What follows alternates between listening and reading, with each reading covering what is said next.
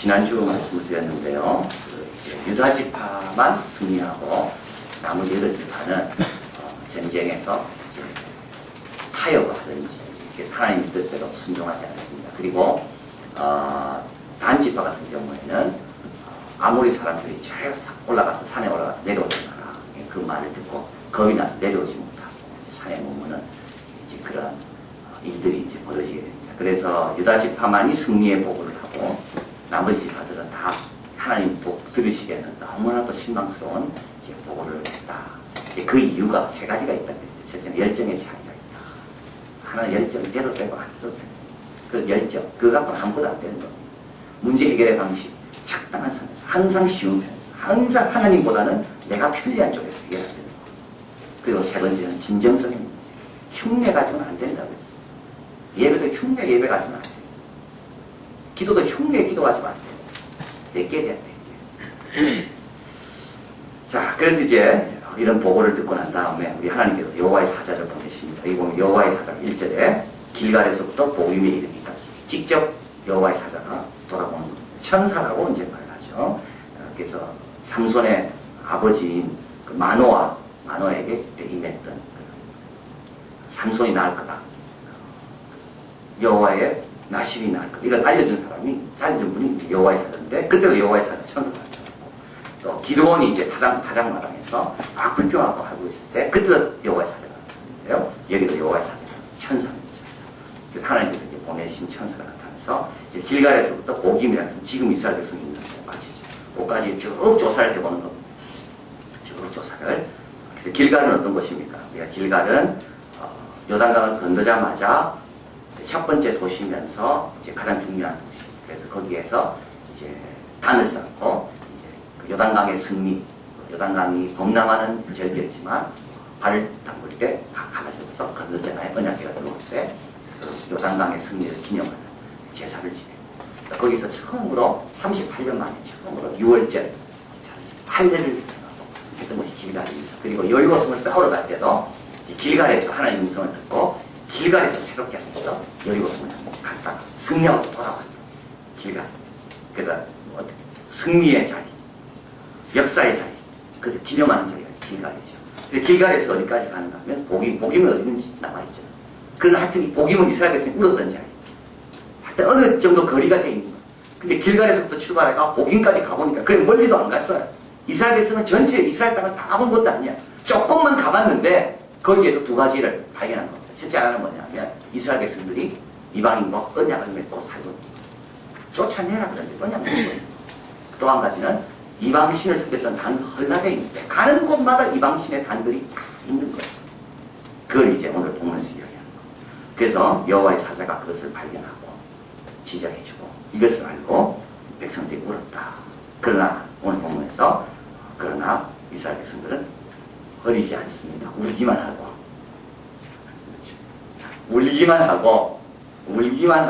이걸 버리지가 않아요. 오늘 본문 이제 그런 이야기예요. 그래서 이방인들과 언약을 맺지 말라 그랬는데 그 언약을 버릴 수가 없는 거예요. 이방인 관계를 끊을 수가 없는 거예요. 왜 끊을 수가 없을까요? 그럼 너무 재미없고 심심할 것 같아서. 너무 외로울 것 같아서. 별로 유익하지 않는 관계는 끊어야 되는데 그걸 못 끊어요. 왜냐하면 그렇지 않으면 내 혼자인 것 같아가지고. 근데 하나님이 끊으라 그러는데도 안 끊고 있는 겁니다. 얼마나 어리석은지 인간이. 만나고 오면 유익하냐면 그렇지도 않습니다. 야, 세속적이고 세상적이고. 그런 만남을 끊으라 그래야 못 끊어.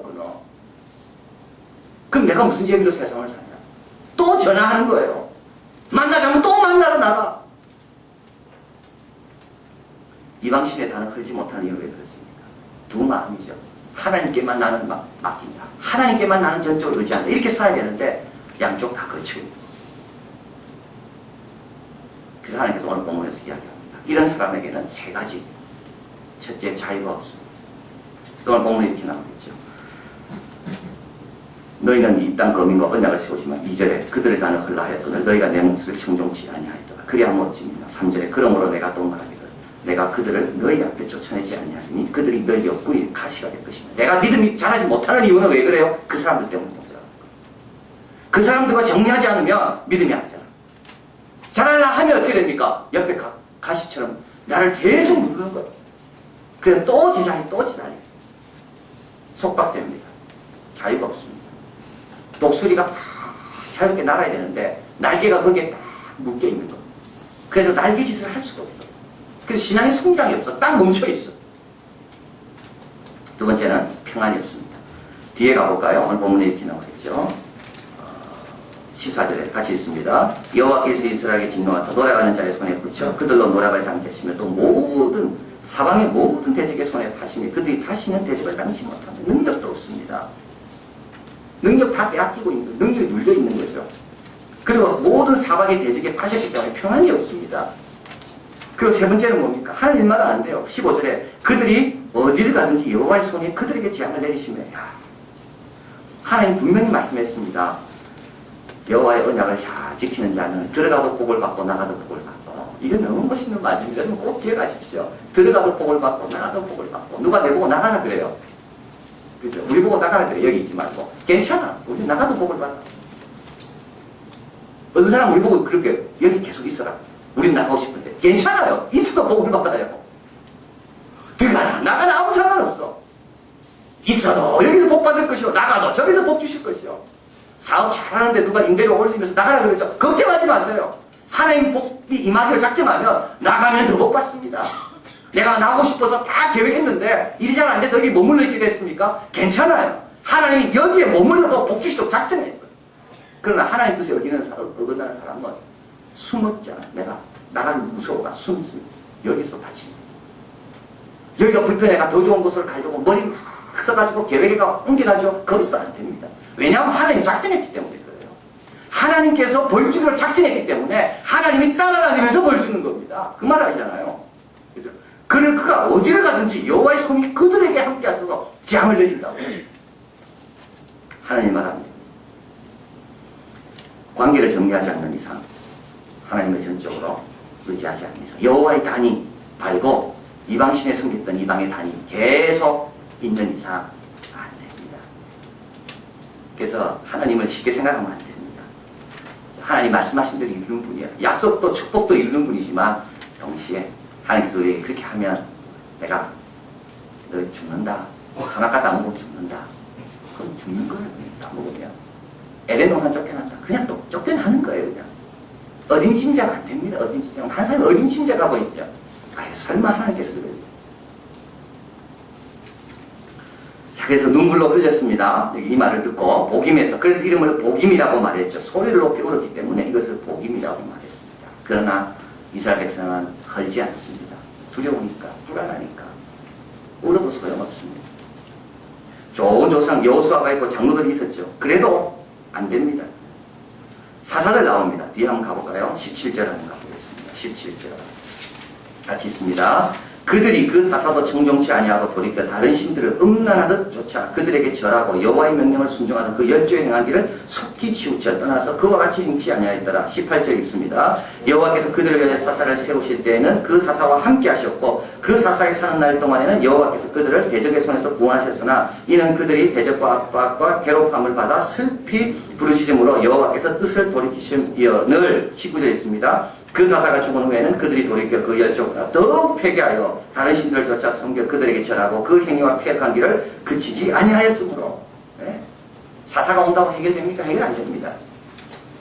언제 해결해야 됩니까? 관계를 끊을. 그리고 이방의 단을 허야 됩니다. 이거 하지 않고는 울어도 안 되고 하나님 사사를 보내도 해결 안 되고 좋은 믿음의 조상, 좋은 믿음의 가정에 태어났다 해도 안 되고. 자, 그럼 왜 이 관계 정리와 하나님을 섬기는 게 중요할까? 첫 번째는요, 누르기 엉덩이를 부풀게 합니다. 그래서 작은 관계, 작은 사귐, 작은 영광스럽지 못하고 빛 가운데 거하지 못한 그 만남이요, 전체를 부풀게 하는 겁니다. 그리고 사탄은 그 틈을 이용해가지고 우리에게 찾아들어오는 겁니다. 그래서 그런 걸 조금은 용납하면 안 됩니다. 그래서 오늘 본문에 보면 여호와를 알지 못하고 행하신 일도 알지 못하고 이게 정증법입니다. 사실은 10절에 그 세대 사람이 다 열쪽에 돌아갔습니다. 그 후 일어난 다른 세대는 여호와를 알지 못하고 그 다음에는요 행하신 일도 알지 못하고 더 모르는 거예요. 더 모르는 거. 그 다음에는 더 나빠집니다. 어떻게 나빠지죠? 12절에 애굽 땅에서 그들을 인도해내신 열조의 하나님 여호와를 버리고 처음부터 버리지 않습니다. 처음부터 버리지 않습니다. 처음에는 하나님을 알지 못해요. 그 다음에는 하나님이 행하신 일도 잊어버려. 그 다음에 어떻게 됩니까? 여호와를 버리게 됩니다. 여러분 이렇게 나가게 돼 있습니다. 죄는 처음에 작게 짓습니다. 그럼 어떻게 돼요? 그 다음부터는 더 큰 죄도 아무 가치도 없어. 그래서 참 이게 불평이라는 것이 굉장히 무섭습니다. 처음에는요, 불평 안 할 때는요, 불평하면 큰일 날 줄 알아. 그런데 한번 해보십시오. 그 다음 불평은 더 쉽습니다. 그 다음에는 말 가운데 불평밖에 안 돼요. 다른 사람에 대해서 말하는 것도 마찬가지예요. 다른 사람에 대해서 말 안 하면요, 말하기가 굉장히 처음엔 어려워요. 그러나 한번 말하기 시작하잖아요. 그 다음부터는요, 다른 사람에 대해서 말하기 너무 쉬워져요. 여호와를 알지 못하다가 그거는 깊은 거죠. 나중에는 뭐까지 알지 못해. 하나님 행하신 것도 알지 못해. 그 다음에는 하나님을 버리게 돼요. 죄가 욕심이 잉태하여 죄를 낳고, 욕심은 잉태합니다. 욕심은 살아있습니다. 욕심은 막 뭔가 생산해냅니다. 욕심이 잉태하여 죄를 낳고, 죄도 가만히 있지 않아요. 죄는 장성하지 몰라요. 사망을. 자, 그래서 우리 하나님께서 작은 것도 신경 쓰라고 말합니다. 그 다음에 두 번째로 한쪽을 보면 다른 쪽이 보이지 않습니다. 그렇죠? 그래서 이방 재단을 보고 있으면 하나님은 보이지 않습니다. 이방 사람들과 만나고 있으면 거룩하고 좋은 그런 복된 만남이 보이지 않습니다. 우리 눈은 항상 한쪽 방향밖에 볼 수 없습니다. 그래서 오늘 본문에 이렇게 나오겠습니다. 11절에 이스라엘 자손이 여호와의 목전에 악을 행하여 바알을 섬기며, 바알을 섬기다 보니까 여호와의 목전에 있다는 것도 모르고 있는 겁니다. 여호와의 목전이라는 게 안 보여요. 바알 앞에 있으니까. 죄 지을 때 항상 그렇습니다. 죄 지으면요, 가족이 안 보입니다. 죄 지으면 내일이 안 보입니다. 죄 짓는 사람의 특징이 항상 그렇습니다. 죄 지으면 딴 게 안 보입니다. 그게 죄 짓죠. 죄 지을 때 우리 부모가 어떨까 심령이 그게 안 보여요. 그게 죄 짓는 겁니다. 그래서 이 죄의 방향을 잘못 잡으면 딴 걸 하나도 안 보입니다. 그래서 오늘 여기 써놨잖아요. 죄는 논리적이지 않습니다. 죄는 전혀 논리적이지 않아요. 철저하게 비이성적이에요. 우리가 죄 짓기로 선택하는 순간 우리의 논리적 능력은 힘을 발휘하지 못합니다. 그래서 사람이 어리석은 일을 하는 거예요. 그래서 그런 게 있으면 안 되는 거예요. 이방단이 있으면, 이방재단이 있으면 그쪽만 바라보면서 하나님 앞에 내가 얼마나 하나님을 슬프게 하는지를 내가 하나님의 얼굴을 보지 않고 있기 때문에 계속 죄 짓는 겁니다. 하나님께서 그런 걸 허락하는 거죠. 그리고 하나님께 불순종하는 일이죠. 하나님은 단을 허락하셨습니다. 이방인 쫓아내라 하셨는데 말씀을 지키지 않아요. 불순종하는 거죠. 제가 이거는 설교집에서 읽었는데요. 이거 이제 우리 아이들이 커가면서 아버지에 대해서 어떻게 생각하는 게 바뀌는가. 4살 때 아빠는 뭐든지 할 수 있다고 생각했습니다. 5살 때 아빠는 많은 것을 알고 계신다고 생각했습니다. 6살 됩니다. 아빠는 다른 애들 아빠보다 똑똑하다고 우리 아빠는 생각했습니다. 8살이 됩니다. 점점 아빠에 대해 현실을 알아갑니다. 아빠는 모든 것을 정확히 아는 것은 아니었어요. 아, 우리 아빠도 틀리는 게 있구나. 10살, 아빠가 그것에 대해 아무것도 모른다는 것은 당연한 일이구나. 이제 실망도 안 해. 14살, 아빠에게 신경 쓸 필요도 없어. 아빠는 너무 구식이거든. 아빠는 이거 몰라. 이렇게 됩니다. 21살 때 우리 아빠 구제불능일 정도로 시대에 주셨어요. 근데 이게 다가 아닙니다, 여러분. 30살이 됩니다. 어떻게 돼요? 아마도 아버지 의견을 물어보는 게 좋을 듯하다. 40살이 됩니다. 아버지랑 이럴 때 어떻게 하셨을까 하는 생각을 종종 합니다. 50살 됩니다. 아버지가 지금 내게 베끼셨어. 이 모든 걸 말씀드릴 수 있다면 얼마나 좋을까. 여러분 지금 몇 살입니까? 여러분 몇 살에 놓여 있어요? 처음 신앙생활 할 때는 이 앞입니다. 우리 하나님은 다 아시고 우리 하나님 너무 좋으신 분이고 기도하는 건 다 들어주시고 첫사랑이에요. 첫사랑. 그러다가 10살, 14살 이때쯤 됩니다. 이때 되면 어떻게 됩니까? 기도해도 안 돼요. 아니 목사님 말씀드릴 필요 없어요. 순종할 필요 없어요. 아유 순종하세요. 교회 열심히 안 돼요. 수요일날 안 나옵니다. 11조 앉아도 일어나. 하나님보다 내가 더 똑똑해요. 그러다가 인생의 만년점이 딱 깨었습니다. 아, 역시 하나님이 다 맞았네. 하나님이 다 맞아요. 하나님을 따라 열심히 따를 것, 하나님께 순종할 것, 하나님 뜻 가운데 이루어지지 않는 게 하나도 없는데.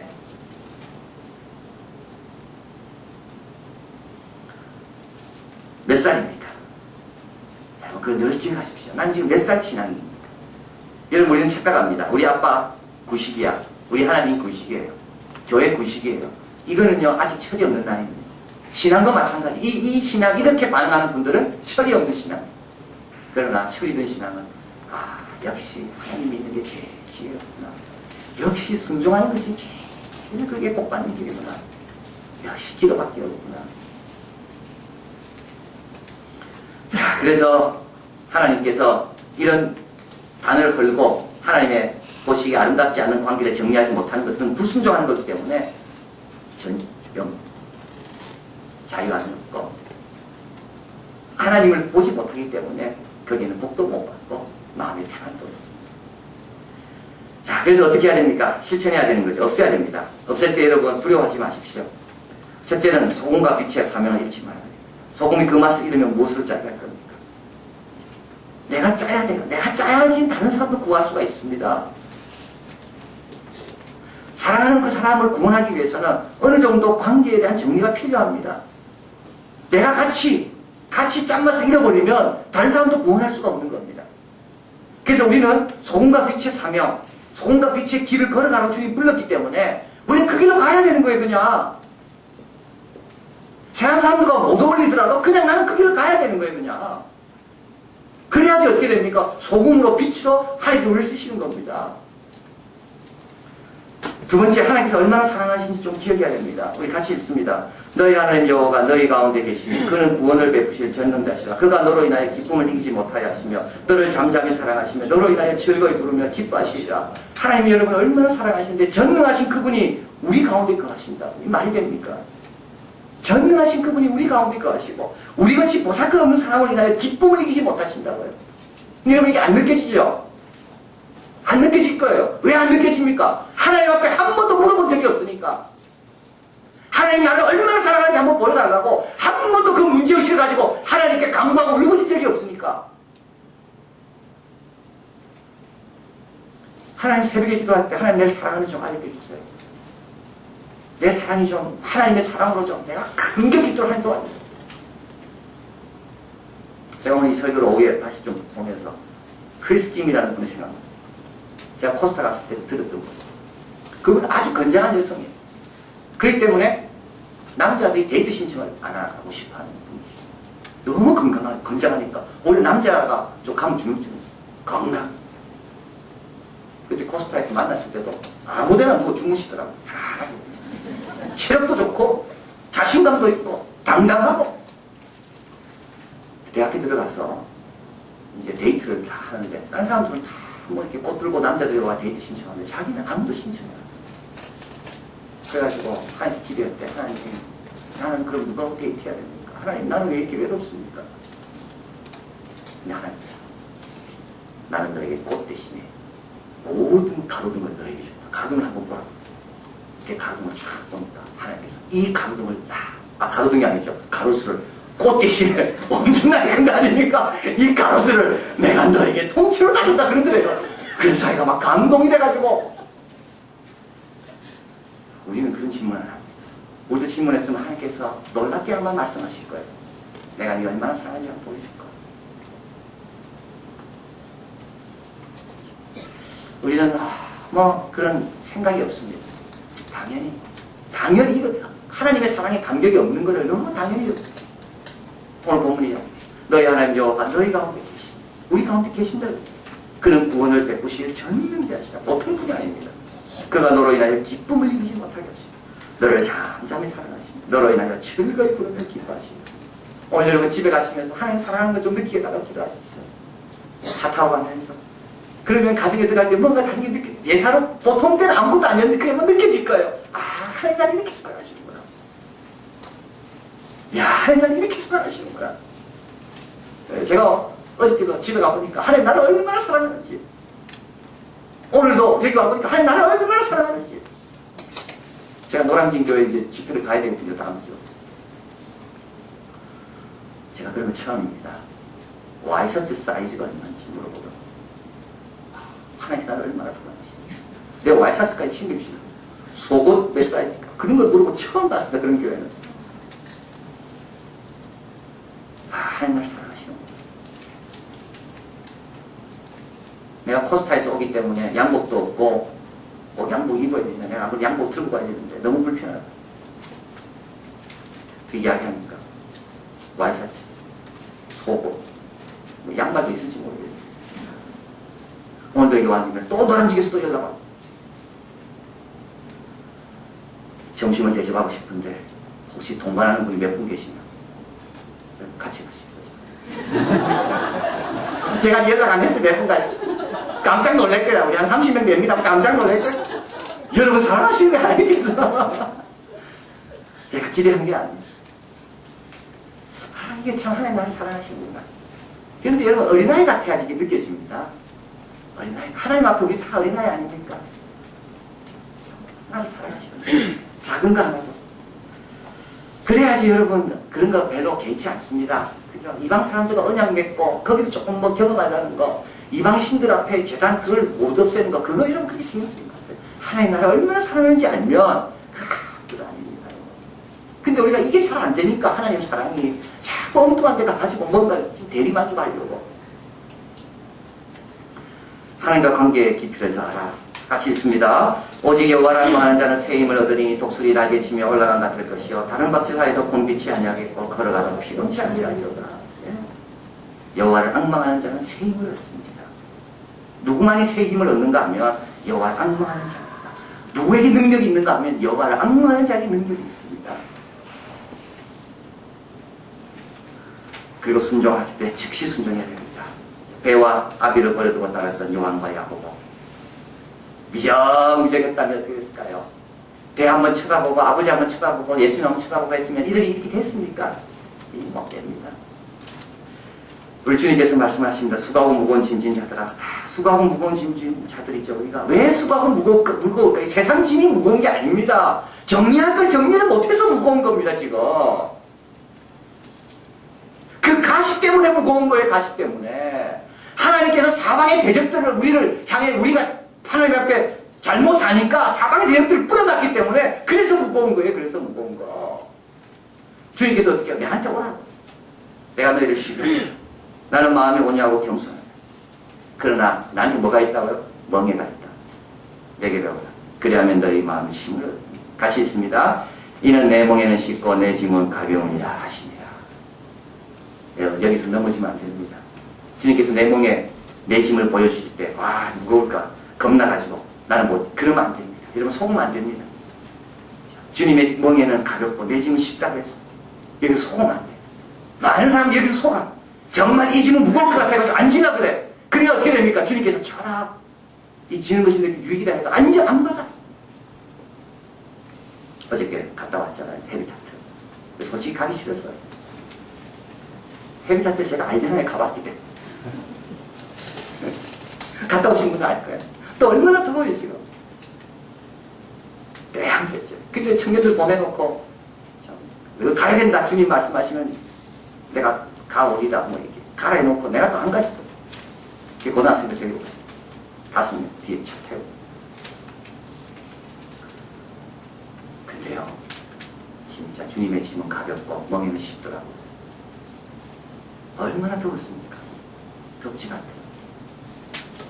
덥지가 않아. 청년들이 아이스 커피를 막 타다 주는데 아이스 커피 얼마나 많이 먹었는지 이제는 뭐 쳐다보기도 싫습니다. 힘들지가 않더라니까요. 우리가 저기 속구나. 내 멍에는 깊고 내 짐은 가볍다 그랬는데 우리가 여기서 속으면 안 됩니다. 그냥 하면 돼요. 어제 차 타고 갔다가 새벽 6시 40분에 만나가지고 갔다. 다 끝나고 이제 데리고 이 고등학생들 차 타자마자 코 골고 다 자고 저 혼자 외롭다. 저 운전하고 그러니 그 애들이 좋아합니다. 어땠냐? 너무 나 여러분 속으면 안 됩니다. 세상 사탄은 늘 속입니다. 왜냐하면 그게 축복의 길이기 때문에 주님께서 말씀합니다. 나는 마음이 온유하고 겸손합니다. 이런 내가 너에게 맡기는 거는 꼭 필요하고 좋은 것만 맡깁니다. 내 짐은 무겁거나 내 멍에는 어렵지 않다. 그래서 여러분 계속 앞으로 나가려면요 계속 싸워야 됩니다. 참 그렇더라고요. 헤비타트 하나 가는 것도 저도 쉽지 않더라고요. 싸워야 돼. 뭐 하나 하는 것도 싸워요. 그냥 되는 건 하나도 없어요. 매번 새롭게 싸워야 돼. 그러나 싸울 때 승리의 길은 딱 하나입니다. 순종하는 거예요. 그럼 순종할 때마다 야, 내가 오늘도 주님이 주신 축복을 누리구나.